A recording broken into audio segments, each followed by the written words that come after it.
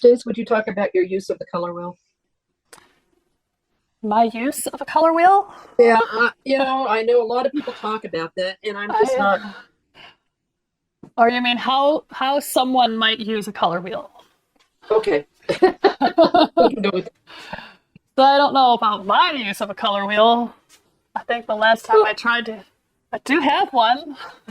yeah, I mean, The last time I tried to use this was that that colors and values paint along with okay, the little landscape pathways. uh-huh. Where I I did the remember. different, and I was trying to do some combinations. It actually worked pretty well for me. I liked it on the split complementary one. In fact, I might still have it over here. Oh, wait, I put it somewhere else. Oh, here it is. I didn't frame it because it's really small. Oh, wait, no, that's not it. I sold it already. That was what it was. Um, but yeah, on that split complementary one, I thought it came up pretty nicely.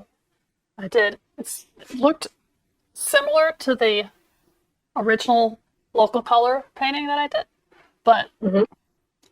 instead I geared it more intentionally towards yellow green and blue green and red. And I only had a little bit of red. I put some little red flowers in there. That was it. So it was mostly yellow green and blue green. Okay. And that worked really nicely for the blue green, with the blues had more shadow, was more shadowy colors, and the yellow green had the yellow in it for the light. So I had the yellow green in the lights and the blue greens in the shadows with a little bit of flowers. And I really liked it. So maybe I do need to use a color wheel more often. Well, I understand the concept.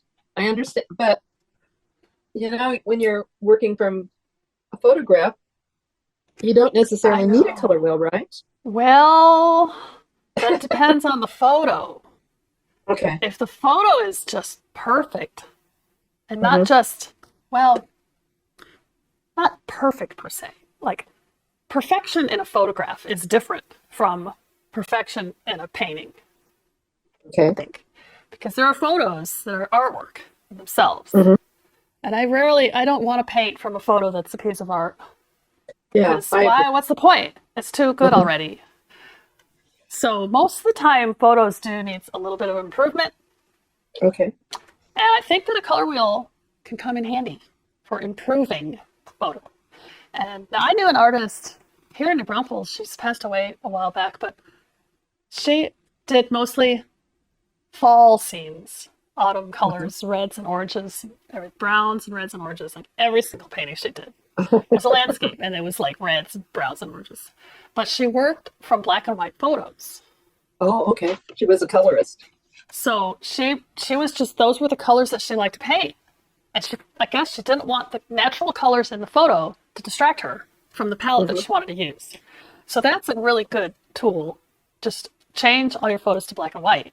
That way too, really good tip, because that way too, you don't have the color distracting you, and therefore you can see the values better. Hmm. So you can recognize whether this image is a strong compositional image, because the value patterns are what make up the composition. Okay. So, if it doesn't hold together well in black and white, then it's probably not going to hold well together in color either. Okay. Well, that's really interesting.